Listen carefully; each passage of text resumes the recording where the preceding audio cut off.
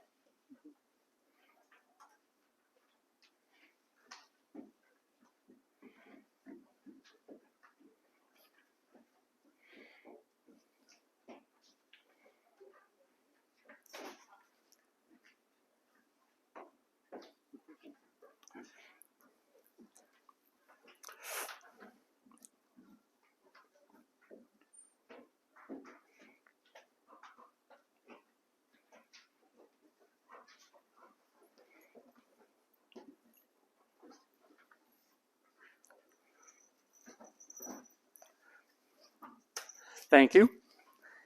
It looked to me like maybe someone from this pile only got one page because currently we have items 18, 19, and 20 on top, which is okay. We have extras.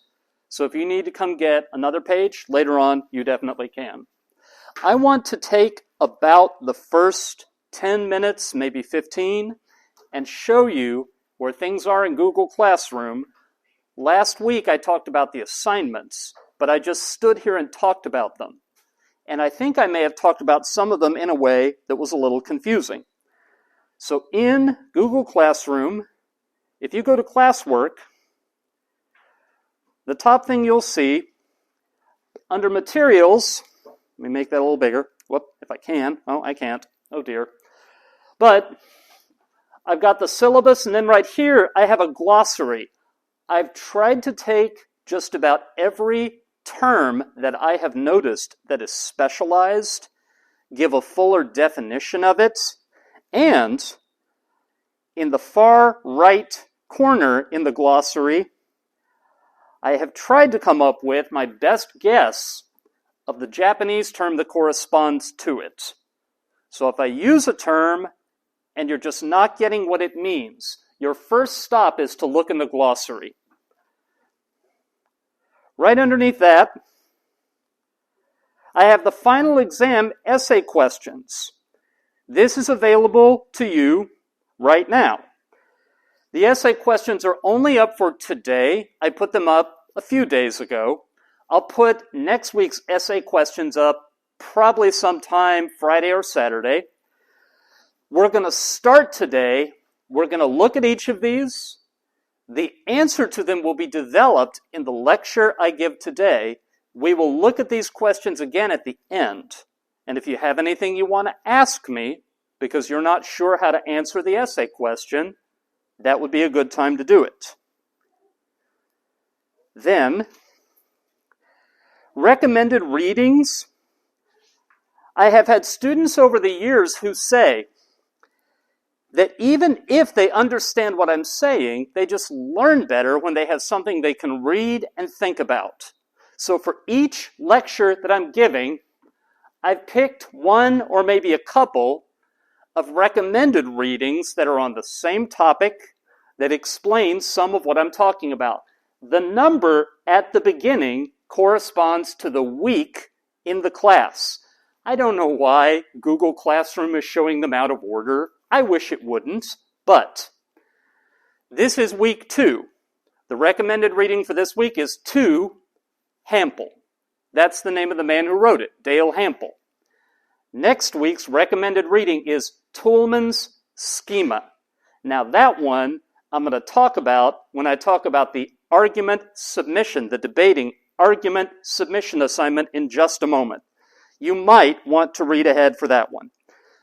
But there those are the recommended readings for the classes. They're not required. That's why I use the word recommended. You will not be quizzed over those. They're meant to be helpful. And if they're not helpful, don't worry about them. Right underneath, there is a YouTube playlist. I am recording myself, and the recording is being put up on a YouTube playlist. That should be available this evening. When I get a little more organized, I hope to have it available within 5 or 10 minutes after the end of class, because it should become fairly streamlined. Right below that, you may notice these are not yet available. That's why they're gray. But lecture week 2, the slides I show you today at 2:30, boom, will become visible. So as I talk, you don't need to write things down if you don't want to. You can if it helps you. But the slides will become available to you right at the end of class. And I have 3, 4, and 5. Those are already, the links are already up. I haven't put anything in them, but they're there. So at the end of each class meeting, boom, they will become available. Although that one is still on the United States time, so I'll have to fix that. And this right here, the live puppy cam playlist, I don't know if you've had a look at that. That's a YouTube playlist of live streams of Labrador Retriever puppies. I really like puppies, and I have maintained that playlist for years. I share it with my students. I find looking at puppies is good for stress, and I find college is stressful. So, please enjoy the puppies. Intelligence squared. This is something I did a terrible job of explaining last week. Intelligence squared was originally a podcast in England, and America did their own version of it. And what I said I was going to do was pair you up with a classmate. I've done it, and now you'll see a link that says Partner Assignments. I used Google Sheets. I assigned each of you a random number. And these colors show you who your partner is. So, Takami-san, Goto-san, you are partners. Kamitokoro-san, Yagi-san, you are partners. You'll notice at the top it says report number 1, and if you go down, report number 2. At this point, the class has 32 students in it, which means we have enough debates available for everybody to do 2. Here's what the assignment consists of. I would like for you to go here to where it says sign up, and you will see there are lots of debate topics listed here. Each of these is a link. If you click on it, you will go to where that debate happened. One that you might find interesting, my students back in the United States like this one a lot. This says, I know it's too small for you to see in back, swipe left, dating apps have killed romance. So you could click on that one, and it would take you to where you could listen to the debate. Now, let me get back over here to Classroom. If you come up, I believe that you can do this too. I believe this is not just something I can do. You can jump off that page into actual Google Sheets, because that link is meant to share this sheet with everybody.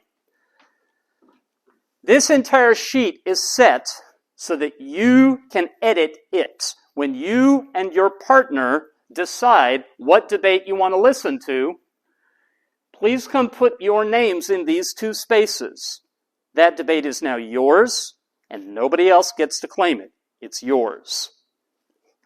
What do you do after that? Well, another one my students get interested in is men are finished. Bad news for me. And what you should do if you've picked one like that, come back here to Classroom where it says listen to your debate. That'll take you to a different spot on the same website. It says at the top, Debate Podcast. And then you're going to have to search for it, and if you have trouble finding it, please do let me know. This does not want to let me type. Oh, come on. This is not the time for you to be a pain in the butt. If you type, men are finished, it will bring up the debate in a format where you can either click and listen to the whole thing right there. There will also be a link that says download. You can download the whole debate and put it on your device. So at this point, you and your partner have picked a debate. You should both listen to it. After you've listened to it, you want to talk to each other and say, what did you think was the strongest argument they made? What did you think was the worst argument they made? And which side do you think won? Let me show you about two more things, and then I'll pause for questions, and then we'll move on to the one other assignment in the class. Actually, I do want to be there. Back up here where you signed up, let's say that you're listening to Men Are Finished, and there are some places where they don't enunciate, and it's hard to hear what they're saying. You could click on this link and go here to Men Are Finished, and that tab right there says transcript, and there is a transcript, and you can read what they said.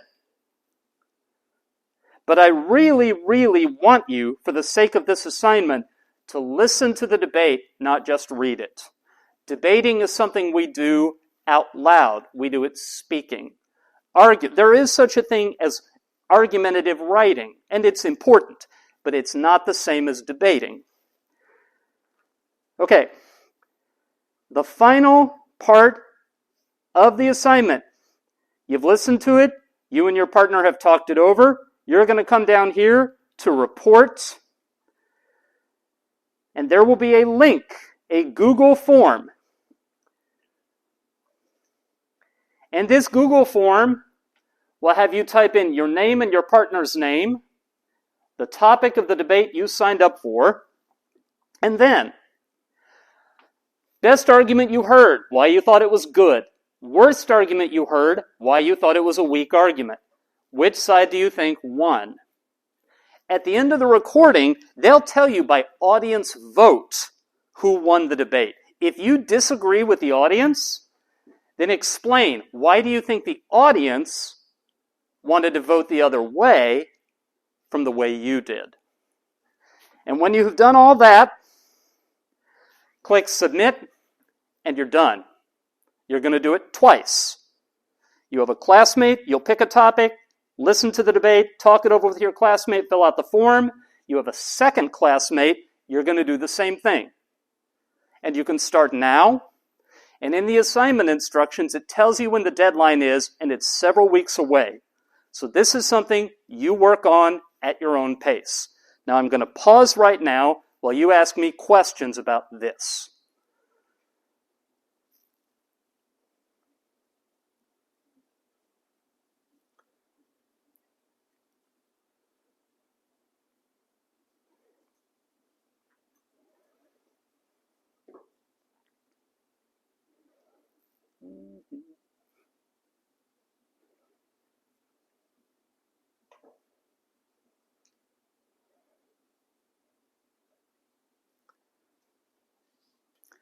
If you think of one, it's perfectly okay later on to raise your hand and say, back on the intelligence squared assignment, I have a question now. Don't worry about the fact that we've gone on to something new. The other assignment I want to talk about a little, and then we'll get on to today's lecture. Way down here, debates. Let me talk a very little bit about turning homework in and deadlines. Last week, I gave a little informal homework. I said, please send me a picture by email. Tell me how to pronounce your name. And optional, you don't have to, but tell me something you enjoy. There are 32 students in this class. 13 did it. And before class of 14th explained. Problem with email? Just about to do it. That means 18 people did not. Now that's okay. Because you sending me a picture and you telling me how to pronounce your name, honestly, that's to help you. Because if I know your name and connect it with a face, then I can teach you a little better. But I do want you to understand, this assignment, and this assignment, they have deadlines. They're in the instructions, and the deadlines are firm.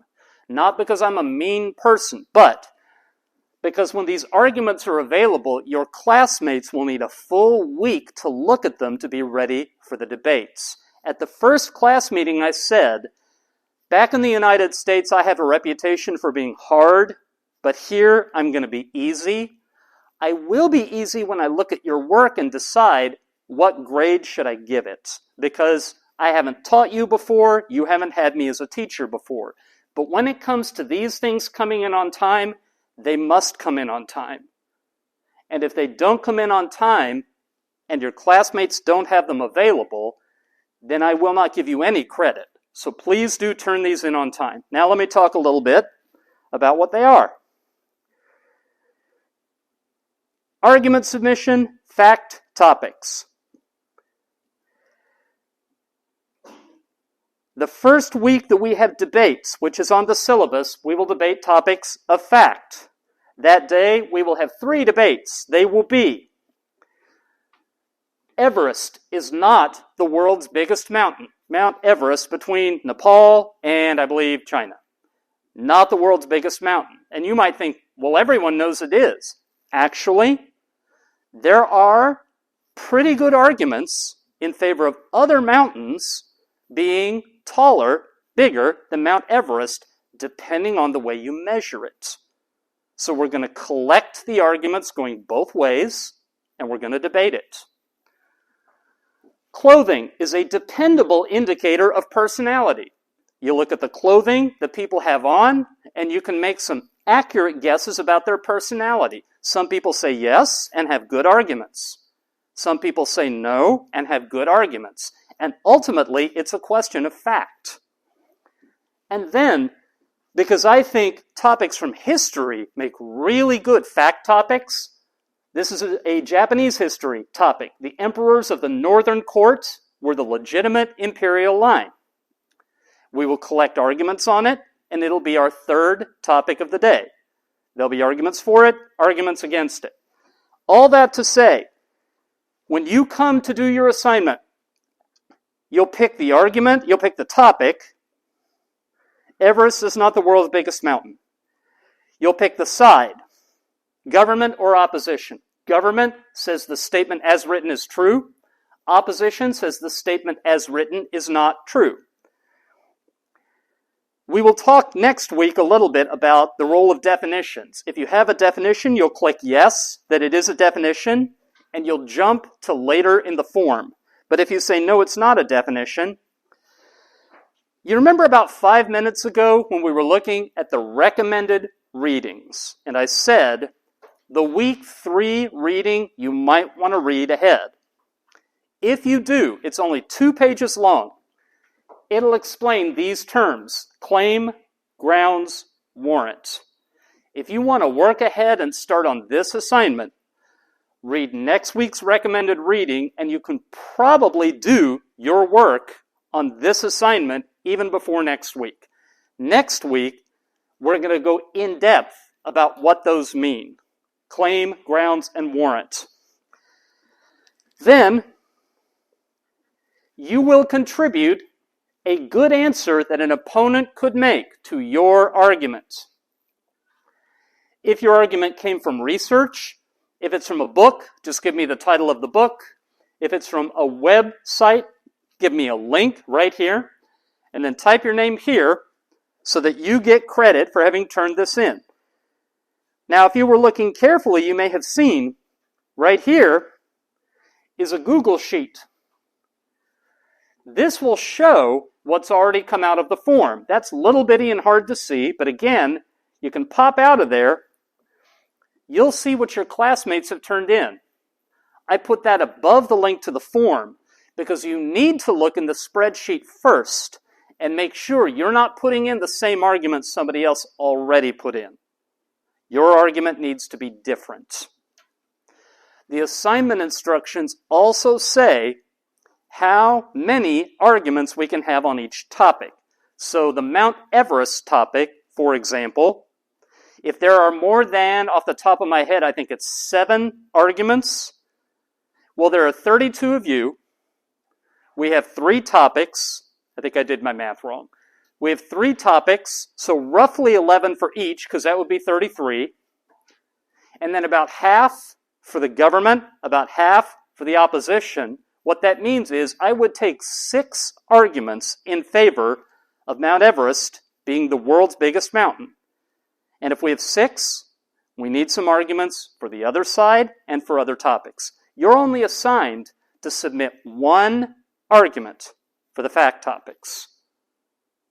Okay, now I'm going to pause and you can ask me questions.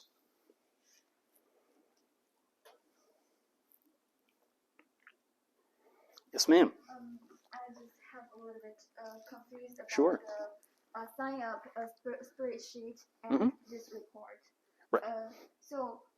Should we check all those IQ2s sign and we send up for the other topics? All you should do when signing up, look at the topics, try to find one that you and your partner both think that looks interesting. I want to spend an hour of my life listening to that debate. And when the 2 of you agree, if nobody's put their name there, you put your 2 names there and you don't have to check out the rest. Did that answer the question? Yes, Okay. And another question is, I cannot find my partner on the roster spreadsheet. Right, because that spreadsheet, that's not the one. You are looking at the one I put in the stream, and I'm very, very glad you called my attention to that because that could be very confusing. But what you should do is you should go to, right here, Intelligence Squared, and go to Partner Assignments, because this one, it's color-coded. I love questions. I'm very happy with you. Anyone else have any?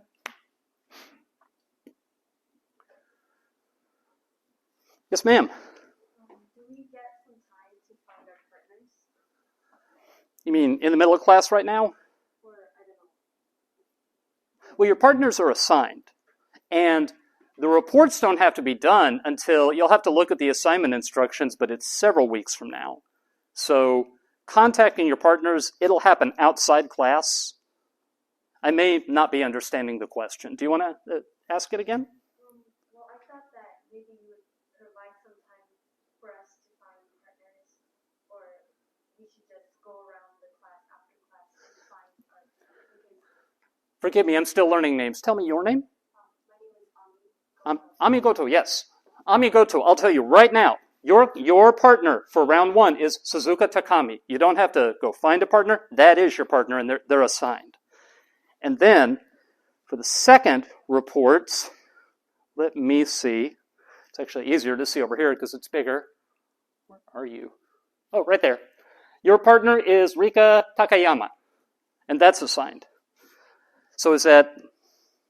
Yes, I understand. Okay. That's my partner. Right. But then I don't know the faces and names of my partner. Right. So it's on us to find our partners after class. Right. Right. Or maybe send an email through the school system, or maybe put something up on the classroom stream. Because this is not something that's due next week. This is something that's due many weeks from now. So between now and when it's due, that's when you need to connect up with your partners. I will say, this is another one of these learning moments for me. I teach at such a small university that they all know each other. And so I'll tell them, this is your assigned partner, and they look across the room and instant friends. So that surprised me in a good way. You just taught me something. And I am going to give that a little thought about how to make an opportunity for you to find your partners. I just didn't think of it until now. Okay? All right. Other things you'd like to ask me about any of this?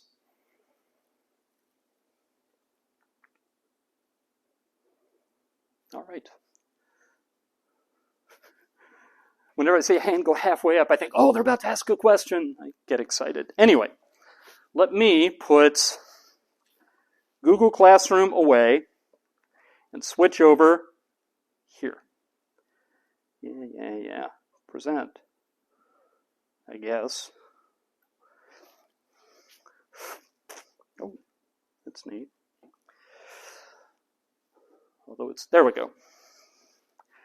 So what I said we were going to do was start with today's essay questions. The essay questions that cover the content of today's lecture. At first, it's going to seem like a whole lot of gibberish and technical language, but the lecture is meant to fill it in and make it understandable. So, essay question number 1. Explain the model of aggressive communication, including constructive and destructive aggressive communication behaviors. You might, by the day you take the final exam, feel really confident, I can nail that question. If so, come to class and tell me, I'm going to answer question 2-1. And then just give me your answer. And remember, you're going to include an example from your own life, because that's a major part of how I will grade the essay exams. The example from your own life. The second question, a lot shorter. Explain the skills deficit model. The skills deficit model. And I'll remind you again, these slides are going to be available later, so this is not the last time you'll see this. Third essay question. What kind of communication do people who are high trait argumentative often do less effectively than people who are lower in the trait, and why?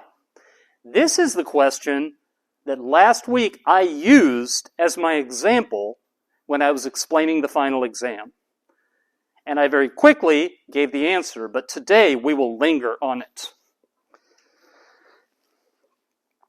And fourth and finally, Dale Hampel says Dominic Infante made a mistake in calculating argumentativeness. What is the mistake? And how might cultural difference explain it?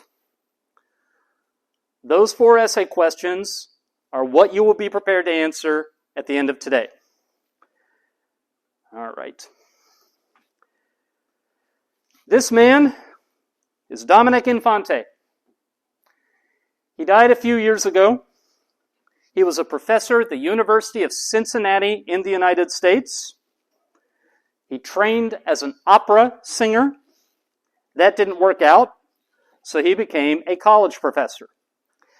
In 1978, he got interested in how do you measure communication? How do you measure good, successful communication? And as professors do, he went to what had already been done and reviewed it. And what he found, other professors talking about communication well done would talk about being open. They would talk about disclosing yourself, so letting other people know secret things, hidden things about you. He said that they all talked about listening, about support. He said often when people talked about successful communication, they talked about empathy and trust. And he said there's a problem with that. If you just think of communication as two people growing closer and closer together, building their bond, then yes, all those things that I just listed, openness, self-disclosure, listening, support, empathy, trust, then yes, those are good communication. But sometimes people communicate about bitter disagreements. People are not always trying to make their bond stronger. They're not always trying to support one another. Sometimes you got to talk about things that you really don't agree about, and that can be done very well and make your relationship very healthy, or it can be done very poorly. And if it's done poorly, it can hurt the other person and hurt the relationship. So, the trait that Infante studied. Let me take a second and explain why you're seeing mostly pictures and not very many words. I mentioned at the first class meeting I teach public speaking, and cognitive load theory says words on PowerPoint actually decrease learning. Some other time if you're interested, or if you want to come to my office hours, I can explain it in detail. But I use a lot more pictures than I do words. I use pictures that get at the concept. Because other research into the picture superiority effect says that when your visuals consist of pictures that convey the concept, people learn more and they retain it more. This picture, in my imagination, I decided was two people talking about a disagreement, but talking about it in a healthy and assertive way. So, Dominic Infante's research focus was, when people do not agree, how do they do it? How do they have that conversation well? How do they have it successfully? And so therefore, the term he is associated with is argumentativeness. That is a lot of syllables. That is, I think, 6 syllables for one word, argumentativeness. And he defined argumentativeness as being very comfortable disagreeing with other people, talking about the disagreement, giving your reasons, giving your evidence, and letting other people point out what they think are flaws in your reasons and your evidence. And you do the same with them. People high in argumentativeness are willing to do it and enjoy it. Now, what I've just hinted at there, he said it's a trait. Let me define trait. A trait is something that lets you tell individuals apart. Some of you are tall. You come from families where a lot of people are tall. Others of you are short. And you may have come from a family where a lot of you run short. Tall and short are traits. They tend to be genetically handed down. I have blue eyes. My blue eyes are a trait. And they let people tell me apart from other individuals. Now, one thing both those examples have in common, your height after you're an adult, after you've grown up, your height does not change. It could. You could have surgery, but it's not likely to. Eye color does not change. It could, but it's not likely to. Now, those are physical traits. There are also personality traits. Some people get a lot more enjoyment from talking to other people, being around other people, and we call them extroverted. Others find other people really kind of exhausting, and they like to be by themselves a lot, and we call them introverted. That's a trait. It makes it easy to tell an individual apart from another individual, and it does not tend to change. It can change. Sometimes people have a job, or are in a relationship, or live in a place where they go from being very introverted to very extroverted. But by itself, it does not change. Now, I said all that to say, Professor Infante said argumentativeness is a trait. It does not tend to change. It can. You may have a job. You may have a role of some kind where you have to make arguments and defend your arguments from other people questioning them. You might become more argumentative. But absent something like that, the degree of argumentativeness you have does not tend to change. He said if you want to understand this trait, this was his favorite example. Imagine you're standing in front of a whole bunch of really tasty-looking donuts. And there's part of you that says, oh, I really want a donut. Oh, those look good. Give me a donut. And there's part of you that says, I better not. If I eat that donut, that's just not a good idea. That's not healthy. I'm going to have lunch in a little while. It'll ruin my appetite. In that situation where the two are perfectly balanced, you have reasons for and reasons against, which way do you tip? And he said, people tend to, and this is true, this is another personality trait, sensation seeking.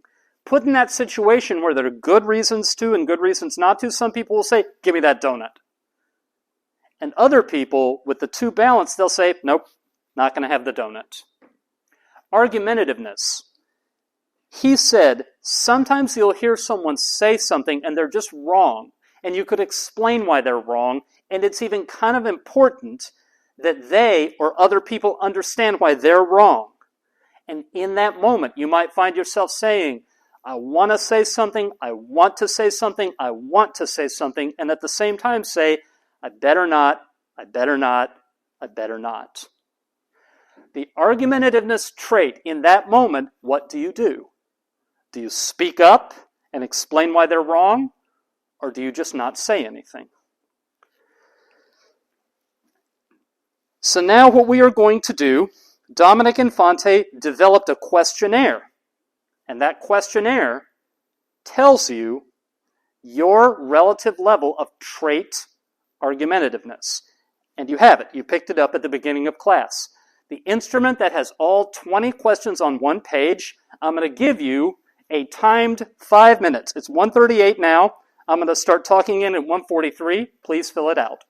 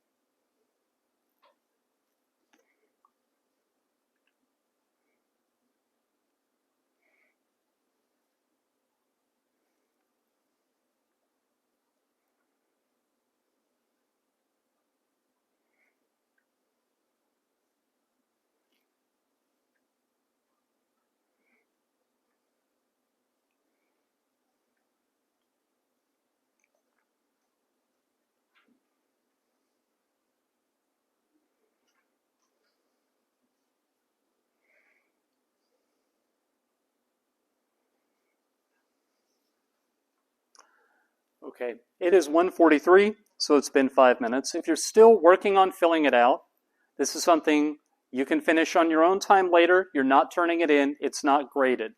You may have noticed as you took this questionnaire, the numbers look different. Some of the numbers are black with a white background. Some of the numbers are white with a black background. All the questions where the question number was white with a black background, those scores, if you add them together, that's your avoid, your argument avoid score. And there are 10 of them. The ones with the black number on the white background, that's your argument approach score. And the way Infante said to score this, you take the total of your approach and you subtract the total of your avoid.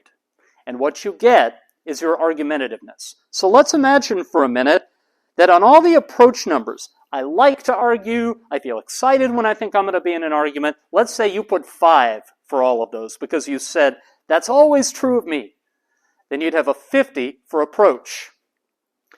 And if you put a 1 for all the avoid ones, I feel nervous, I try to avoid arguments. You put a 1 for all of those because that's never true of you. Your score would be 50 minus 10, you'd have a 40.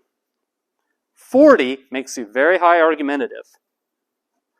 On the other hand, what if you put a 5 for all the avoid questions? Arguing makes me nervous, I try to avoid it. Then you'd have a 50 for your avoid score.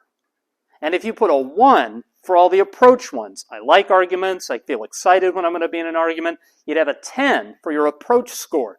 10 minus 50 is negative 40. If your score is negative 40, you are the lowest argumentative you can be. A lot of people come out pretty close to 0 because they have moderate approach, moderate avoid, and they cancel out. So when you do your score, if you're close to 0, that's normal. If you're far from 0, if it's positive, if you have a positive number for your score and it's close to 40, you're high argumentative. And if you have a negative number and it's close to 40, you're very low argumentative. Before I go any further, let me say thank you to Suzuki Shinobu at Hokkaido University. Dominic Infante was an Italian man from Ohio in the United States and did not speak Japanese. You have the Japanese version of the instrument because Professor Suzuki has done research on argumentativeness. And about 3 weeks ago when I emailed her, she very graciously, within just a few minutes, sent me this version of the instrument. We will talk about her research not next week, but the week after when we talk about comparative United States versus Japanese arguing style. All right. That takes us then to another construct that Dominic Infante dealt with along with argumentativeness, and that is verbal aggression. Verbal aggression. In English, in the United States, when I say the word argument, people instantly say, oh, I hate arguments. I don't like arguments. Arguments scare me. I never want to get in arguments. And what they're talking about is not argument, it's verbal aggression. Let me give you Infante's very simple definition of verbal aggression. Attacking another person's self-concept. So whoever they think of themselves as, if you attack that instead of what they said, what you're doing is verbal aggression. My easiest example for this always is, I have a lot of students who are right at the age to get married and start their family, and once they have a baby, they think of themselves as a mom or as a dad, and they are that before they are anything else. And if you attack the job they are doing of parenting their child, that's about the most hurtful thing you can do. That would be attacking their self-concept. You may have professors here on this campus, I'm one probably, who've defined their life around being a teacher. And if you tell them you're a terrible teacher, that's attacking their self-concept. So the kinds of things people do when they get frustrated, when they can't make the arguments that'll get them where they want to go, Dominic Infante found they tend to resort to verbal aggression. Now, we said before, argumentativeness was a trait like being tall or short or having blue eyes or being introverted or extroverted. And Dominic Infante found this was too. Some people are more likely to attack someone else's self-concept. Some people are less likely. We previously said when it comes to argumentativeness, sometimes we want to approach, sometimes we want to avoid, or more properly, we feel a desire to approach but also a desire to avoid, and we balance them. He said when it comes to verbal aggression, there are two instincts, pro-social and anti-social. Pro-social and anti-social. Now that's social science, technical talk, but I have a real easy definition for pro-social and anti-social. If I know that saying something to you will hurt you, and I do it anyway, it was anti-social. If I say or do something, and as I'm planning to say or do it to you, I know that it will help you, then it's pro-social. That's it. So, when you asked me questions before, that encouraged me so much. It feels so good when people ask questions. Thank you for that. And I'm seeing you smile and nod. And I thought, I want to compliment them for asking me good questions that were helpful. That was pro-social. The moment I knew that I think that they would be glad to hear that they were helpful, that was me being pro-social. But if I have an imaginary student right here named Bob, and I say, Bob, this college never should have let you in. They need higher standards of a clown like you can get into this college. Anti-social. I know that's hurtful. If Bob doesn't think that's playful, that's very, very cruel. And so, what Dominic Infante said is, almost everybody, sometimes you have moments where you're tempted to say something to someone, but you know it'll hurt them. And part of you says, I shouldn't. That's hurtful. I shouldn't do it. And part of you says, oh, but I really want to. And it's the same before as approach and avoid, but it's pro-social and anti-social. And you have a second instrument. Some of you, I think, already started taking it. It's the one that goes on 2 pages. It's a verbal aggression instrument. And here, I'm going to let you take this when you're off on your own at home or something like that, if you haven't already. But the white numbers on the black background are your pro-social impulse. And then the black numbers on the white background are your anti-social. So Infante says, total up the black numbers. That's your tendency to tear into people. That's your tendency to insult, to say hurtful things. Subtract the white numbers on the black background. That's your tendency to say, I shouldn't say that, that's hurtful. So if you wind up with a very high positive number, you like to tell it as it is. And if it hurts people, maybe they need that to wake them up. And if you have a negative number, even when you might be right, you don't say it because it might hurt them. And that's how you measure verbal aggression. So argumentativeness and verbal aggression, those are the 2 components of the model of aggressive communication, which is our first essay question. So one of the things is I sometimes get so into explaining that I skip over visuals because I forget they're there. This was my visual for the concept of verbal aggression, saying things that attack someone's self-concept. A lot of it takes the form of bullying. A lot of it takes the form of very cruel humor. All right. One more thing to say conceptually before we get in all the way into the model. Trait versus state. How tall you are does not change. Your eye color does not change. Whether you're introverted or extroverted usually doesn't change. But a lot of these things may change temporarily depending on the circumstances. Someone who's very introverted likes a lot of time by themselves. They may get around the right group of friends or the right hobby, and all of a sudden they're the life of the party. Their trait is still that they are introverted, but they may temporarily have the state of being extroverted. There are a lot of people who are low argumentative, don't like arguing. And they'll even say, I don't ordinarily argue, but this time I have no choice. In a specific situation, they may go against their trait and they may temporarily become very argumentative. That does happen. But if it is not consistent with their trait, it usually won't happen reliably. It won't repeat itself. It does not become the pattern. So for traits, especially personality traits or communication traits, once in a while, the right set of circumstances might make you behave differently.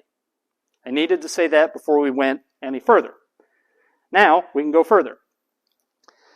Infante called this whole model, argumentativeness and verbal aggression, he called it the model of aggressive communication. Aggressive communication. And he defined aggressive communication using words or symbols to destroy the target. Using words or symbols to destroy the target. Now that sounds awful, but we started at the beginning of class today saying sometimes people really disagree. Sometimes someone has a belief that's terrible and you don't want them to have it anymore. Maybe they doubt themselves. Maybe someone else has insulted them and they believe the insult and you're their best friend. And you want them no longer to believe that insult. You want them to no longer doubt themselves. And you argue. You say, no, you're not a loser. You're not a failure. You're not unattractive. Let me persuade you that you are a worthwhile person. You're destroying that lack of belief they have in themselves. And that's being aggressive. On the other hand, maybe they believe in a superstition or some junk science. And you want to destroy that belief. It's not attacking them, but it is attacking the belief and not necessarily being gentle about it. And what Infante says is, you can do it constructively or you can do it destructively. Constructively or destructively. Here's another illustration he liked to use. Let's imagine you have a toothache and that tooth really, really needs to come out. Well, you have a choice. You could go find a hockey player who will take a hockey stick and knock that tooth out, or you could go to a dentist, and the dentist could extract the tooth. But the important point is, even the dentist is being violent. Even the dentist is pulling that tooth out and is going to destroy it. It's just, the dentist is going to be considerate of your pain, is going to do it precisely. The hockey player is probably going to give you a black eye, may actually break part of your face. That's verbal aggression. This is argumentativeness. And the bad tooth is the belief that someone needs to get rid of. All right. The difference between constructive and destructive aggression, Infante defined it very simply using three concepts. Collaboration. Collaboration just means you and another person working together to both help each other. The two of you will collaborate. You'll write a book together, you'll write a song together, you'll plan a party together. All of those are collaboration. His second measure was satisfaction. You enjoy your interaction with the other person. You think, wow, that was really meaningful, that was really fun, that was worth my time. And third, relational bond. Relational bond means this person who is in my life, this friend, this person I'm married to or dating, this family member, even if things get hard, we're going to stick together. They're not going to give up on me. That's the bond. Now, what do these three have to do with constructive versus destructive? Very simple. Constructive aggression encourages collaboration, promotes it, increases satisfaction, and strengthens the relational bond. If you're arguing, if you are forcefully trying to change their belief, and the way you're doing it is inviting them to collaborate with you, is making one or both of you feel more satisfied, and is strengthening your relational bond, then it's constructive. If the way that you're doing it is discouraging collaboration to where they perceive that you don't respect them, that you don't care about them, they're not going to plan a party with you if you call them stupid.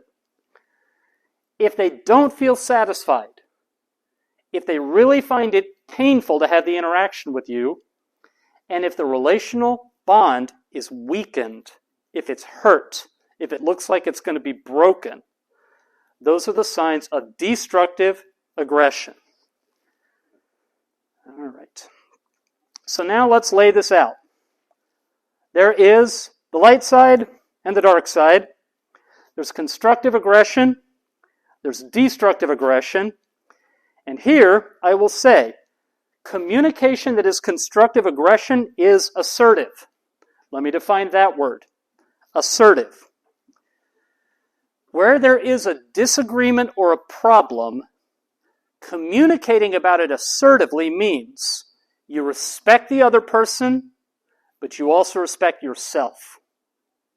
So you speak up about the problem, and you don't talk around it, and you don't apologize for it, and you don't soften it up, but you speak positively, cheerfully, directly to the other person, showing you love them, you respect them, but this needs to be said.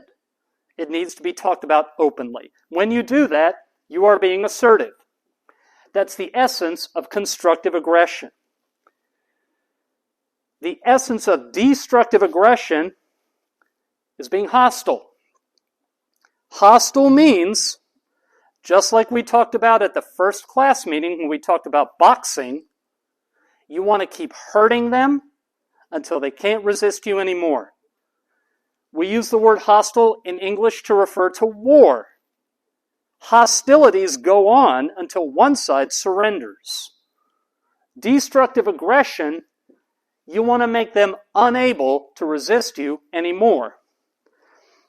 And one last factor I'll put into this model, constructive, assertive communication in words takes the form of arguments. Because assertiveness is not always words. I could have a very assertive posture, a very assertive facial expression, tone of voice. I could also have a hostile tone of voice, a hostile facial expression. But when words come out and they are constructive and assertive, they take the form of arguments. And when words come out and they are destructive and hostile, they take the form of insults, attacks on the other person's self-concept. This is the model of aggressive communication, including constructive and destructive. That's essay question number 1. And if you can think of an example from your own life, you can nail that question. I'm going to pause here and see, do you have questions you'd like to ask me about this to clarify it?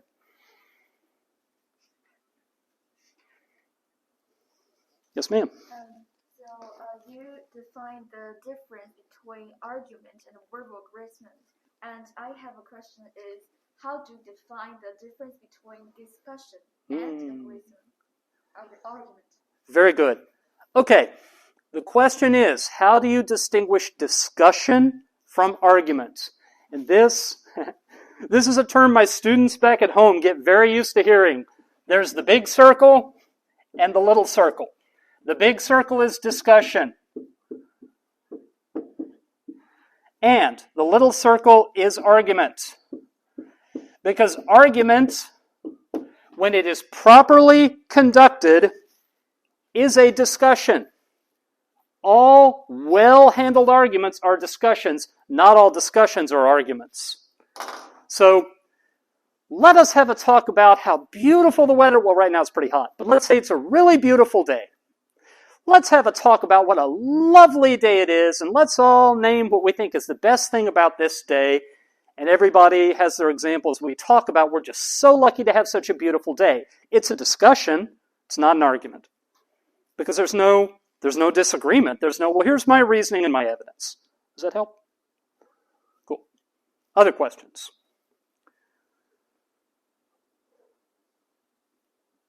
Ooh, a hand is halfway up. But it went back down. Oh well. What we shall talk about now then. Infante went on to find, and this was all with participants in the United States. So here's one of the places where this is American studies at this point. People in the United States who were high in argumentativeness tended to be better at the following mental tasks. They tended to do better at being creative. So when you had to generate new ideas or different solutions to a problem, people higher in argumentativeness were more likely to succeed at being creative. They less often felt pressure to go along with what everybody thought, and they felt very free about thinking in a different direction. People who were high in argumentative did better in learning situations. They were less likely just to memorize. They were more likely to challenge what the teacher said and to find out the reasoning behind it because they got a better explanation. Infante found, I'll have to define this one, so, don't get thrown by how long it is. They did more perspective taking, which is to say, they did a better job of thinking about what other people's opinions were, even when they couldn't ask them. It's close to empathy, but empathy is about emotion. If you see somebody do something that just makes no sense, and you think, why are they doing that? I'm baffled by that. And your friend says, I think I know what their reason is, and explains it, and you say, oh, that does make sense. Your friend just did a job of perspective taking. And people high in argumentativeness were better at perspective taking. Because through their life, they had more opportunities to hear other people explain their reasoning. Finally, people who were argumentative were less likely to be egocentric. Egocentrism, defined in the social sciences, is where you think your opinion is the only one. That people who disagree with your opinion are thinking wrong, maybe aren't intelligent. In extreme cases, people don't think anyone disagrees at all. So, if I like chocolate ice cream, then everybody likes chocolate ice cream because it's obviously the best flavor. And it's not, I like chocolate, other people may like something different. No, chocolate's the best flavor. That's being egocentric. And people higher in argumentativeness are less egocentric. Infante's research went on to find other people perceived people who were high in argumentativeness to have the following traits. They were more credible. And by credible, we mean you could believe in them. They knew what they were talking about. They had integrity and were honest. They tended to come right out and say what they meant, and that made them trustworthy. People high in argumentativeness, this is such an obscure word. Most of my American students have no idea what that word means. Eloquent. It just means, do your words sound beautiful? When you talk, does it sound like poetry? Do you pick really, really words that are not just, they don't just mean what you want them to mean, but they just sound pretty. You can appreciate the words. And people high in argumentativeness, other people perceive that they use words beautifully. And we mentioned already, people high in argumentativeness did better on creative tasks. Infante found that other people also perceived that they were more creative. And finally, that other people perceived that they were sure of themselves, very confident. Self-assured just means they don't look like they doubt themselves. A couple of final things that came out of that research. Both managers and subordinates really liked it when the other one was high in argumentativeness. Employees who worked lower down in the organization really enjoyed having a manager who was argumentative, because someone who's argumentative, they'll explain their reasoning. They enjoy explaining their reasoning. Here's what I'm thinking, and they'll walk you through it. Managers loved having argumentative subordinates because when the subordinate talked, they gave evidence and they gave reasons, and it helped the manager do a better job. And the thing that got me interested in this the most, a lot of years ago, students, college students, give the highest course evaluations to professors who are argumentative. Because professors who are argumentative, they'll give a claim, and then the evidence, and they'll walk through the reasoning. And if you ask them a question, they'll explain. There are some professors, sadly, who are low in argumentativeness, who don't like questions, who feel threatened if you give a what if, because you can't quite understand the concept, and you can think of an example that the professor isn't really addressing. Some professors feel kind of threatened by that, and they may even become verbally aggressive. All right. Finally, in group decisions, one very interesting finding Infante had was, even if you just have one person in the room who's high argumentative, and they're part of a group that's making a decision, the whole group makes better decisions, even if they don't agree with the argumentative one, even if the argumentative one is always outvoted, because everybody else in the group knows they have to give good reasons why, because that one person is going to question everything. That exact research finding, 3 weeks from now, we're going to devote the day to the work of Hugo Mercier. And Hugo Mercier says, we have misunderstood all along how human reasoning works. And it's this finding exactly. That when people know that it's okay to argue, they give better reasons. All right.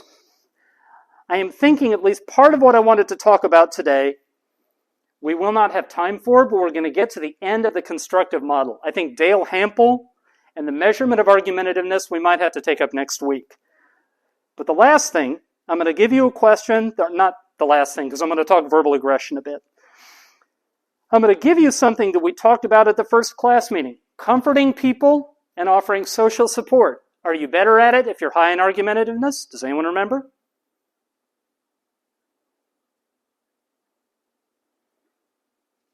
Everything else we've said so far, if you're high in argumentativeness, you're a better communicator. You think they're better at this?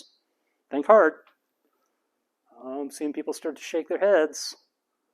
And that's a very good answer, because Infante found, and other people have found, people high in argumentativeness are not better at comforting. You have a friend who's very hurt, very sad, needs to cry, needs a good listener, needs a good hug. High argumentatives are not necessarily worse at all those things if they know to do them. But the kind of behavior of making arguments do not make people feel better. When people are hurt, they need closeness. They need affection. They need assurance that you're not going to abandon them. They need for you to say it's normal to feel that way, it's okay to feel that way, you're not alone, you're not forgotten. None of those are arguments. Babies who get scared or are in pain, they need to be held and snuggled, and they don't understand arguments yet, and we never really outgrow that. So, don't make the mistake of thinking that just because I get up here and cheerlead for argumentativeness, that it's the best thing for everything. It's not. Now we are done, for the time being, talking about argumentativeness. Let's go back to this guy. And one of the questions, the essay questions, was about the skills deficit model. This was the second thing that fascinated me about this research. Dominic Infante researched couples, married couples, who were very badly troubled. Here was his study. It's one of the simplest studies I've ever heard of. He recruited women who were in domestic violence shelters and men who were under a restraining order to stay away from their wife or partner because of domestic violence charges. And all he had them do was fill out the same two surveys you've got, argumentativeness and verbal aggressiveness. And for a control group, he recruited married couples who reported high satisfaction and no violence in the relationship, and he had them take the argumentativeness and verbal aggression instruments. And married couples who were where the woman was in the violence shelter and the man was under a restraining order, by a very strong margin, high verbal aggression, low argumentativeness. And the control group, moderate to high argumentativeness, low verbal aggression. And from that came the skills deficit model. A lot of people resort to physical violence. This is in the United States. Because they can't get what they need to say into words. And because they can't make an argument, they soon start attacking the other person. And once you start attacking the other person's self-concept, it is a slippery downhill to physical violence. Having done the study, and this was the strength of this finding was huge, he then did a similar study in middle schools. And again, a very simple study. With the parents' permission, he went to children who were in detention, who were in trouble in school, and just asked one question. Were they in detention because of fighting or for something else? Separated them into two groups. Had everybody take the argumentativeness and verbal aggression instrument. And everybody who was in for fighting, higher in verbal aggression, lower in argumentativeness. And the ones in for something else, moderate to high argumentativeness, fairly low verbal aggression. There's a powerful correlation. People who can say what they need to say in a disagreement with reasons and evidence do not tend to attack other people, and definitely don't tend to use physical violence against other people. That's the skills deficit model. That's all there is. That's not any more complicated than that. Now I'm going to pause here, because that was essay question number 2. Anyone want to ask me anything about that?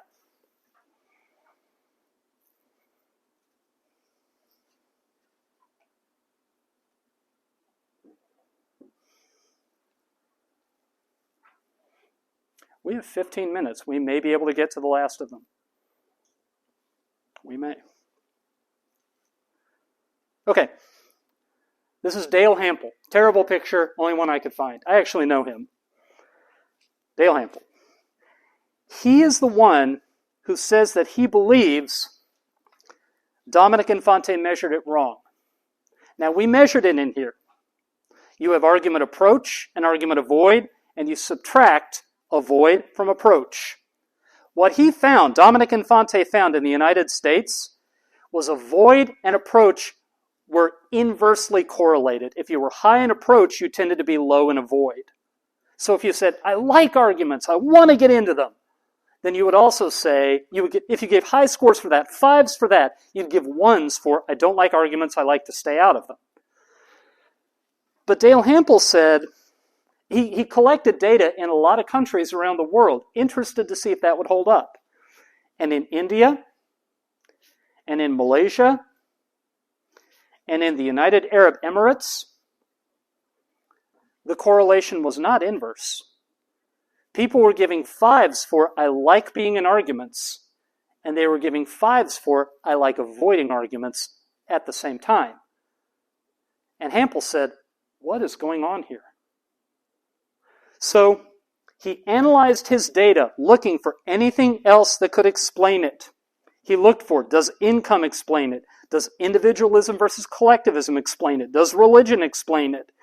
And what he ultimately found was cultures that were high in something we call power distance, which is not going to come up on the slide, but I'll put it up here real quick.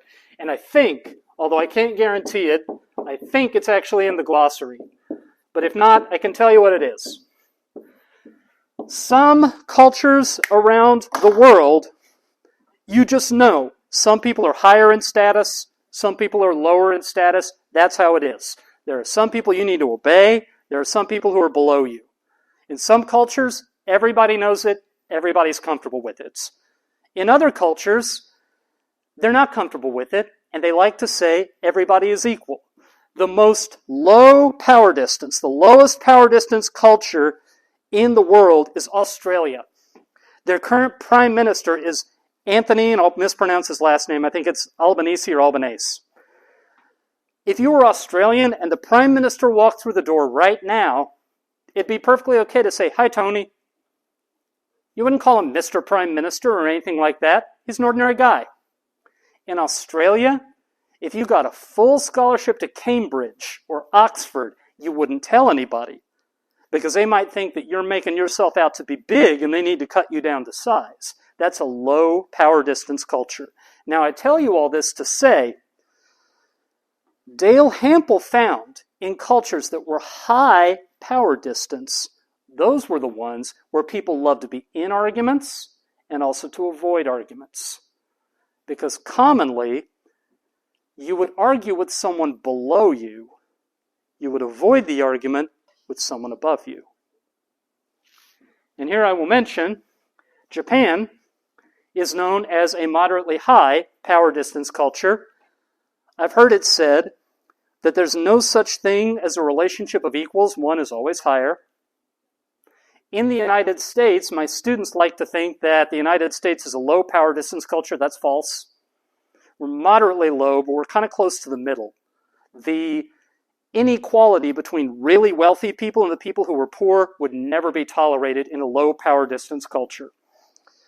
But what Hampel said is that honestly, we need to measure it differently. Instead of saying there's argumentativeness and verbal aggression, he said there are two more things that we should be measuring. One is involvement, and the other one is energy. And I thought that was a good visual for energy, because they look like they have a lot of energy.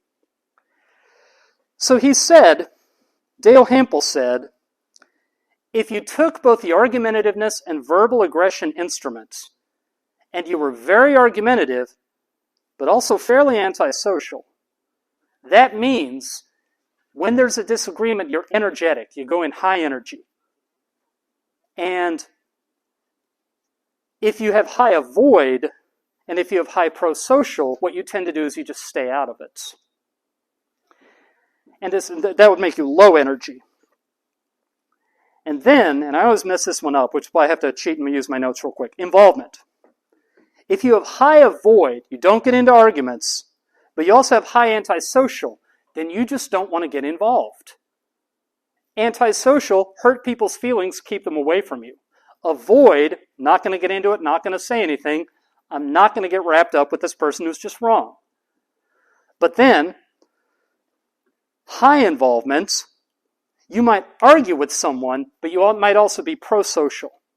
I'm going to be careful not to say something that might hurt their feelings, but I will point out why they're wrong, and I'll do it with evidence and reasoning. And these are situations where you do want to be involved and have very close relationships. That's where Hampel thought you might wind up. That there is such a thing as high argumentativeness, high approach, low avoid. There is such a thing as high verbal aggression, high antisocial, low pro-social. But then there's also energy and involvement, and you wind up with 4 different possibilities. And ultimately, he said he's not really sure. He would have to do more research to say those are true. But really, he says what you ought to do is just report people's approach score, their avoid score, their pro-social score, and their antisocial score, and be done with it. And that's what you can do with those instruments I gave you.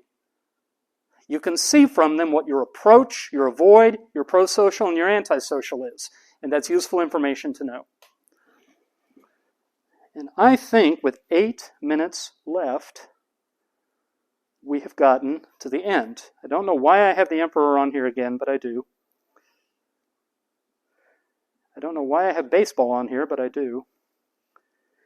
This is going back to the model of aggressive communication and all of its different forms for the purpose of a summary, to take us back over what we talked about. We talked about the model, talked about skills deficit, we talked about the possible mismeasurements, and we talked about whatever the fourth essay question is. Actually, they're on here. Boom. The model. Anyone need to hear more about the model? Skills deficit. Then we talk, what kind of communication do people who are high trait argumentative often do less effectively than people who are lower in the trait, and why? Someone tell me real quick. What's the kind of communication they can do less effectively?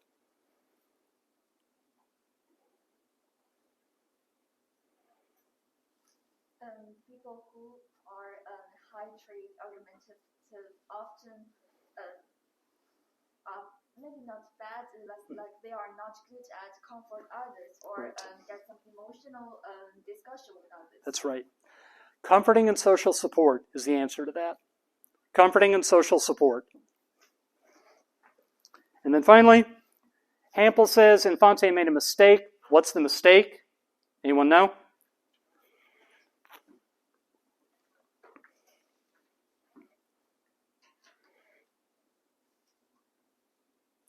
Hampel said you measure argumentativeness by subtracting avoid from approach.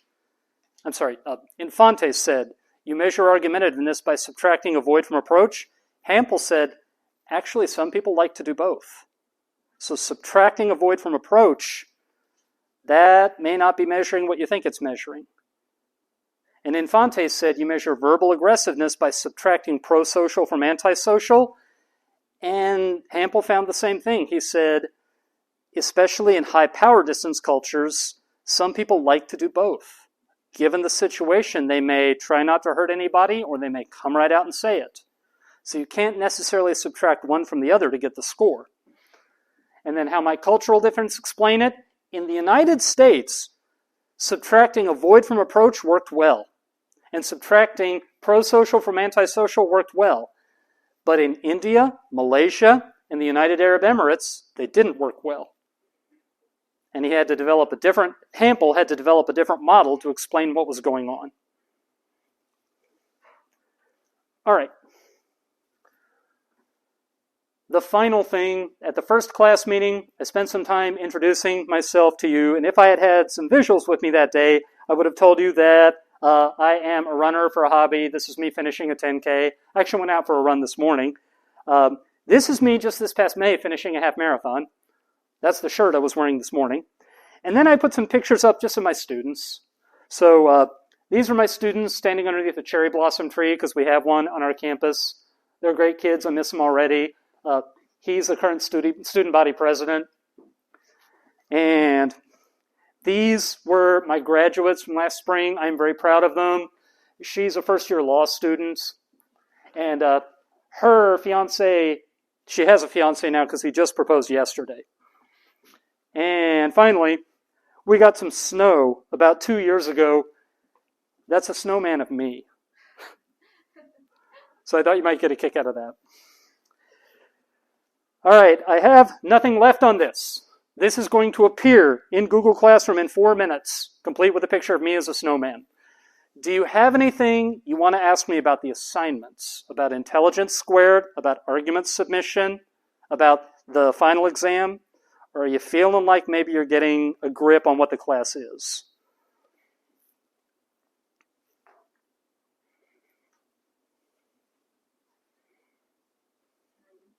Yes, ma'am. Could you tell me can we calculate this score again? Right. Sorry. Be glad to. Very glad to. Okay. Do you have the instrument that takes 2 pages? That's verbal aggression. The one where all 20 didn't fit on 1 page, that's verbal aggression. On that one, the white numbers on the black background, those are your pro-social score. Those measure to what extent do you try to avoid saying things that might hurt. And there are 10 of them. The other 10, with the black numbers on the white background, those are your antisocial score. So, to measure verbal aggression, add up all the antisocial, add up all the prosocial. You have two different numbers now, each of which the maximum is 50, because they're 1 to 5 and there are 10 items. Subtract prosocial from antisocial. And that, according to Infante, is your verbal aggressiveness score, although Dale Hampel would disagree. Would it help if I did the same thing for argumentativeness again? Because it's the same thing. On both instruments, the white numbers on the black background are the ones that you subtract. And the black numbers on the white background, they're the number you start with. So you take argument approach, you subtract argument avoid. And argument avoid is white numbers on the black background. Subtract avoid from approach. And according to Infante, you have your argumentativeness. And according to Hampel, well, it depends on where you live. Thank you for that question. Okay, do we have other questions? In a minute, I'm going to hear the Winchester chimes, I think. Yeah, 2:29. I will spot you your last minute. Next week, we will talk about the parts of an argument and how to have a debate. And we'll start preparing for the class meetings where we're going to have debates. But today was about why. Why does this matter? Thank you all very much. Oh, good heavens. I almost forgot it last week. I almost forgot this week too. I want to bless you. Last week I had to do it in English. This week I'm going to cheat. I have it in front of me, but I almost have it memorized. Shuga anata o shukufukushi anata o mamoraremasu yoni. Shuga mika o anata ni terashi anata o megomaremasu yoni. Shuga mika o anata ni muke anata ni heian o atairaremasu yoni. See you next week.